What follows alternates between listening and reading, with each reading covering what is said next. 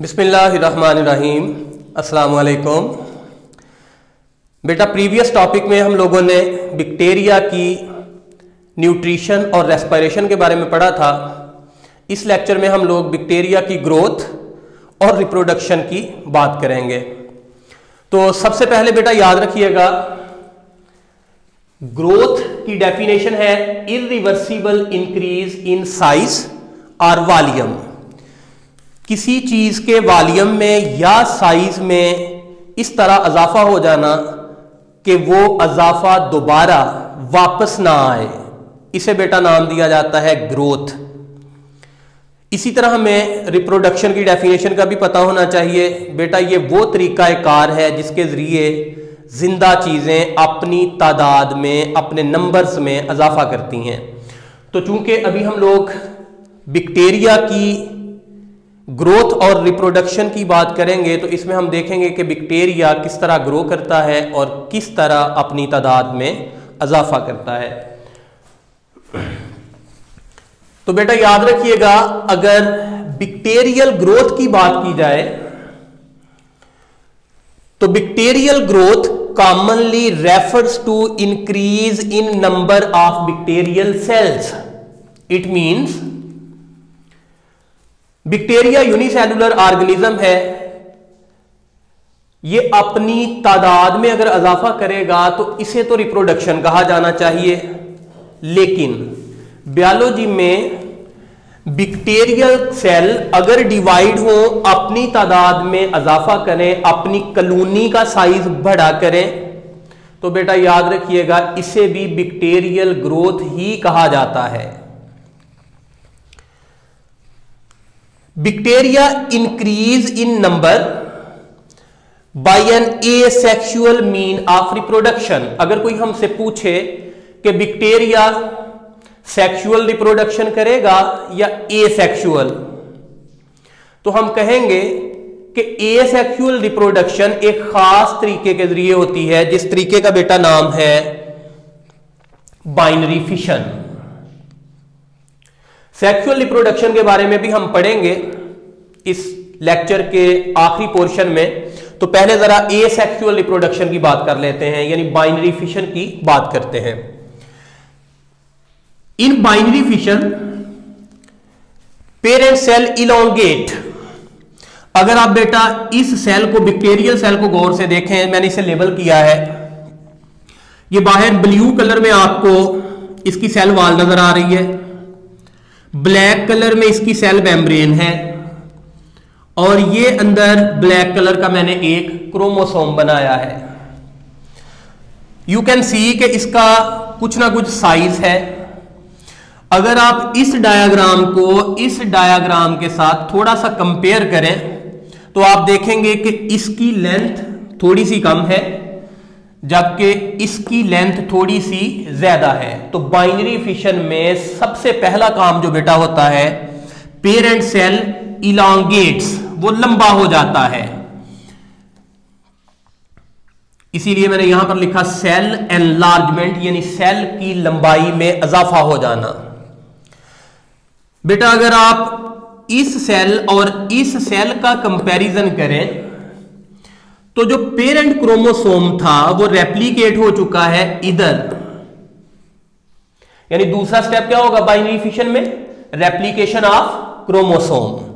सो इधर एक black colour का क्रोमोसोम नजर आ रहा है और दूसरा जो है वो रेड कलर का है। बेटा जो तीसरा स्टेप इसमें होगा, दोनों क्रोमोसोम अपोजिट पोल की तरफ मूव कर जाएंगे। इस डायग्राम में और इस डायग्राम में जरा कंपेयर करें, गौर से देखें। इस सेल में दोनों क्रोमोसोम एक ही जगह पे थे, इस सेल में एक क्रोमोसोम एक पोल पर जा चुका है और दूसरा क्रोमोसोम दूसरे पोल पर आ चुका है। इसके बाद बेटा अगर आप लोग बाइनरी फिशन के अगले स्टेप की बात करें तो इस डायग्राम को और इस डायग्राम को जरा कंपेयर करें और गौर से देखें। इधर आप देखेंगे कि सेल मेम्ब्रेन बिल्कुल स्मूथ है, इधर सेल मेम्ब्रेन अंदर की तरफ पिंच हो चुकी है, इन्वेजिनेट हो चुकी है। यानी इस स्टेप में सेल मेम्ब्रेन इन्वेजिनेट हो जाएगी जब क्रोमोसोम ऑपोजिट पोल पर पहुंच चुके होंगे उसके बाद। तो बेटा आखिरी स्टेप में अब क्या होगा, ये जो दोनों एंड थे सेल मेम्ब्रेन के जो पिंच हुए थे अंदर की तरफ, ये एक दूसरे के साथ फ्यूज हो जाएंगे। सेल वॉल जो है वो भी दो सेल के दरमियान बन जाएगी। इस तरह बैक्टीरिया का एक सेल बैक्टीरिया के दो सेल्स में तकसीम हो जाएगा। बेटा इस प्रोसेस को नाम दिया जाता है बाइनरी फिशन। बाइनरी का मतलब बेटा होता है दो, और फिशन का मतलब होता है टूट जाना, तकसीम हो जाना। यानी ये बाइनरी फिशन असल में वो अमल था जिसमें बैक्टीरिया का एक सेल बैक्टीरिया के दो सेल्स में तकसीम हो जाता है। इसी मुनासबत से इसे नाम दिया गया है बाइनरी फिशन। अच्छा बेटा, जब एक मरतबा ये बाइनरी फिशन कंप्लीट हो जाएगी, once the division is complete, bacteria grows and develop its unique feature. यानी अभी तो ये दोनों जो सेल बेटा पैदा हुए थे ये बेबी सेल थे। आहिस्ता आहिस्ता अब इनका साइज बड़ा होगा और ये बिल्कुल अपनी स्पीशीज के वो तमाम करैक्टर अटेन कर लेंगे जो इस स्पीशीज की निशानदही करते हैं, जो इस स्पीशीज का असासा थी। अच्छा बेटा, अब ये एक सेल जो है, अभी मैंने कहा बेबी सेल था, अभी पैदा हुआ, इसकी पैदाइश से लेकर नेक्स्ट टाइम दोबारा इसकी डिवीजन कंप्लीट हो जाने तक का जो टाइम पीरियड है, फिर से देख लें, सेल की पैदाइश से लेके right from the birth of the cell to the next division, इस दौरान जितना भी दौरानिया है, जो वक्फा है, जो टाइम पीरियड है, इसे बेटा नाम दिया जाता है जनरेशन टाइम। डेफिनेशन क्या होगी? The interval of time until the completion of next generation. यानी सेल की पैदाइश से लेकर सेल के दोबारा तकसीम हो जाने तक का जो टाइम पीरियड है, इसे नाम दिया जाता है जनरेशन टाइम। एक और बात याद रखिएगा कि इसका generation time round about 20 minute है, यानी 20 मिनट के अंदर अंदर बैक्टीरिया डिवाइड हो जाता है। तो बेटा एक और बात याद रखिएगा, अगर हम बैक्टीरिया की ग्रोथ और रिप्रोडक्शन की बात करें, there are 4 distinct phases which are recognized in bacterial growth curve. अगर बैक्टीरिया की ग्रोथ का एक ग्राफ बनाया जाए तो उसमें हमें 4 मुख्तलिफ स्टेजेस नजर आएंगी। उनके नाम क्या क्या होंगे? लैग फेज होगी पहली, दूसरी है लॉग फेज, तीसरी है स्टेशनरी फेज और चौथी है डेथ फेज। आइए जरा बेटा इसके ग्राफ को चेक करते हैं। ग्राफ में हम लोग एक्स एक्सिस के अलोंग रखेंगे टाइम को और वाई एक्सिस के अलोंग रखेंगे नंबर ऑफ माइक्रोब्स, यानी नंबर ऑफ बैक्टीरिया। तो बेटा अगर आप लोग इस लाइन को गौर से देखें, इस तरफ को अगर हम देखें, टाइम तो इंक्रीज हो रहा है लेकिन ये वाली लाइन ऊपर नहीं जा रही, यानी with the passage of time number of microbes में, नंबर ऑफ बैक्टीरिया में इजाफा नहीं हो रहा। अगर तो ये लाइन ऊपर को जाती तो हम कहते हैं कि वक्त के गुजरने के साथ साथ बैक्टीरियल सेल्स की तादाद में इजाफा हो रहा है। सो लॉग फेज बेटा इसकी जिंदगी की वो फेज है या ग्रोथ कर्व का वो हिस्सा है जहां पर वक्त के गुजरने के साथ साथ बैक्टीरिया की तादाद में इजाफा नहीं होता। दैट इज वाई मैंने यहां पर लिखा है log phase. It is the phase of no growth, यानी जितनी बैक्टीरिया की तादाद पहले थी अब भी उतनी ही रहेगी।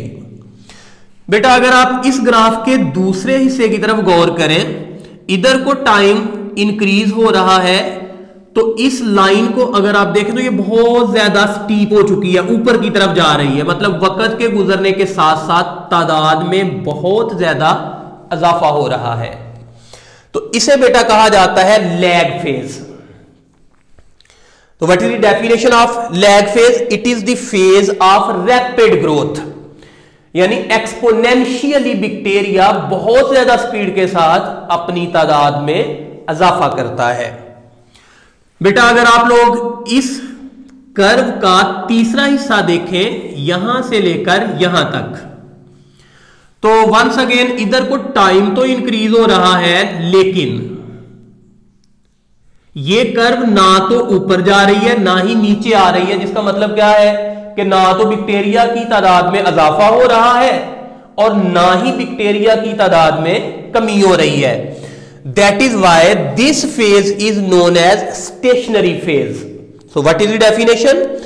It is that phase of bacterial growth in which the death rate of bacteria is exactly equal to the rate of reproduction. So there is no increase in the number of bacterial cells. अब बेटा अगर आप लोग इस curve का चौथा major हिस्सा देखें, इधर को टाइम इंक्रीज हुआ और ये वाली कर्व नीचे को आ रही है, जिसका मतलब ये है कि बैक्टीरिया की तादाद में कमी हो रही है, यानी वक्त के गुजरने के साथ साथ बैक्टीरिया की तादाद में कमी होती जा रही है।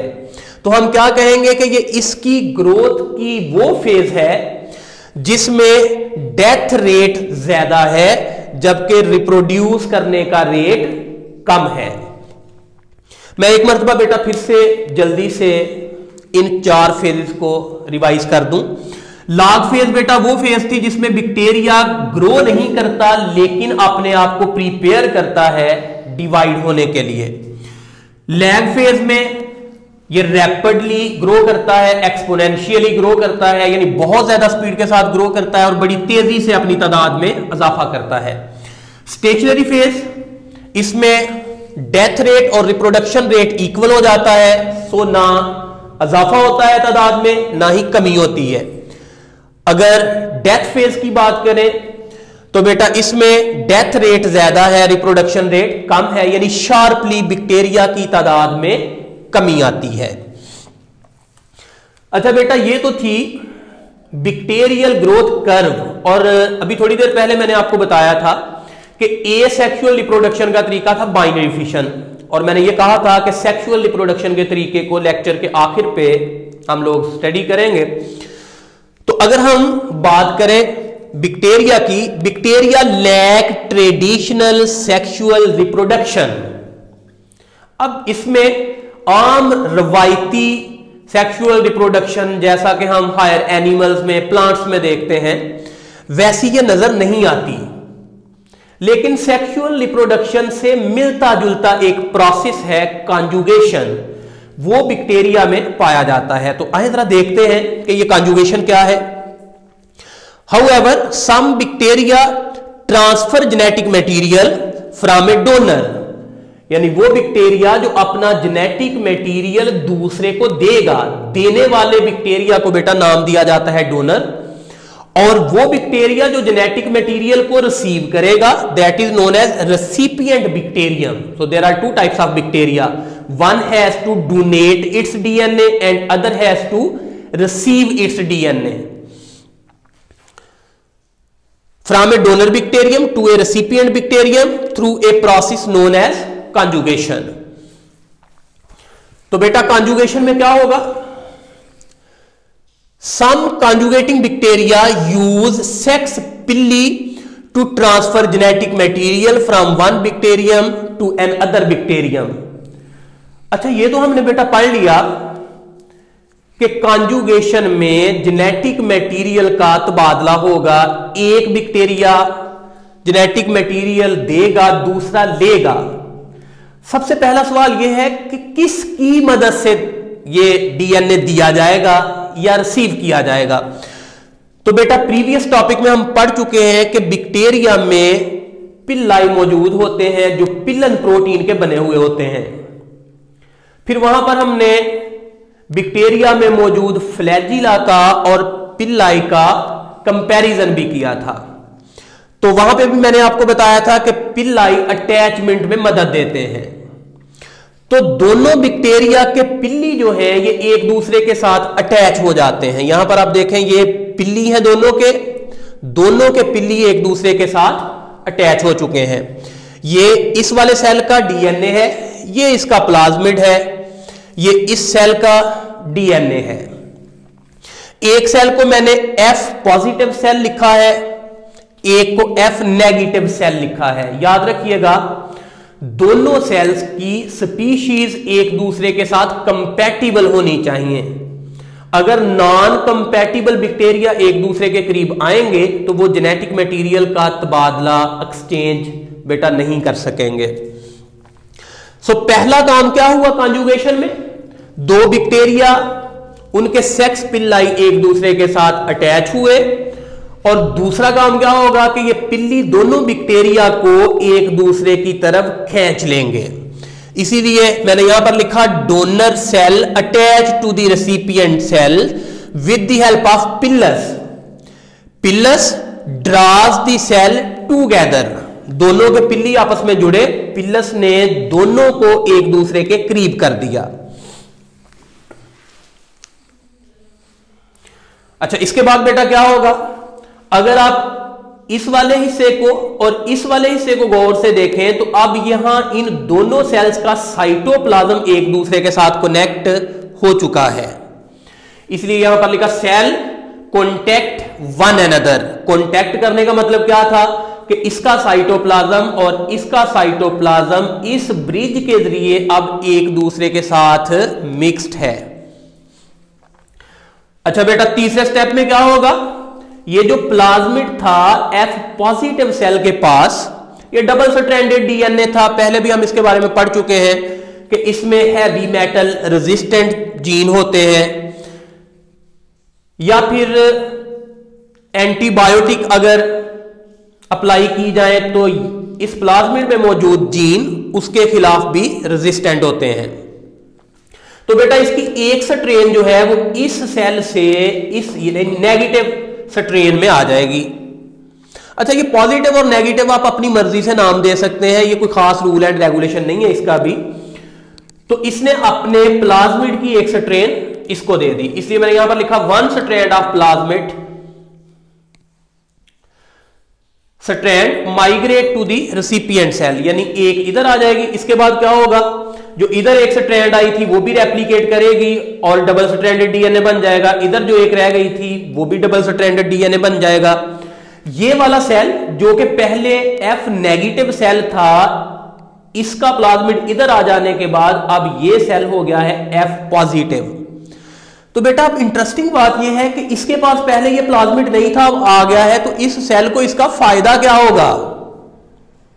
याद रखिएगा इसका जेनेटिक मटेरियल बदल जाने से इस सेल में तब्दीलियां आएंगी, वो पॉजिटिव भी हो सकती हैं, नेगेटिव भी हो सकती हैं। तो हो सकता है इसका जेनेटिक मटेरियल तब्दील हो जाने के बाद कुछ इस तरह का हो गया हो कि ये माहौल के साथ ज्यादा कंपैटिबल हो, इसे माहौल में एडजस्ट होने में आसानी रहे। इसीलिए मैंने यहां पर लिखा था बेनिफिट्स ऑफ कॉन्जुगेशन क्या है। Conjugation produces new genetic combination, यहां पर जेनेटिक कॉम्बिनेशन बदला। It may allow the resulting bacterium to survive under great variety of conditions, यानी मुख्तलिफ तरह के इन्वायरमेंट में ये कॉम्बिनेशन इसको फिट कर देगा और रहने के काबिल बना देगा। तो बेटा ये था हमारा टॉपिक बैक्टीरियल ग्रोथ और रिप्रोडक्शन के बारे में। हमारे चैनल को प्लीज जरूर सब्सक्राइब करें, दोस्तों के साथ शेयर करें, अपने आइडियाज को कमेंट सेक्शन में मेंशन करें। अगर आपका कोई भी क्वेश्चन हो इस टॉपिक से रिलेटेड या बायो और केमिस्ट्री के किसी भी दूसरे टॉपिक से रिलेटेड, तो प्लीज कमेंट सेक्शन में अपने क्वेश्चन को जरूर सेंड करें। इंशाल्लाह मैं कोशिश करूंगा कि उसका ऑथेंटिक और लॉजिकल आंसर आप लोगों को जरूर दें। Thank you very much. Allah Hafiz.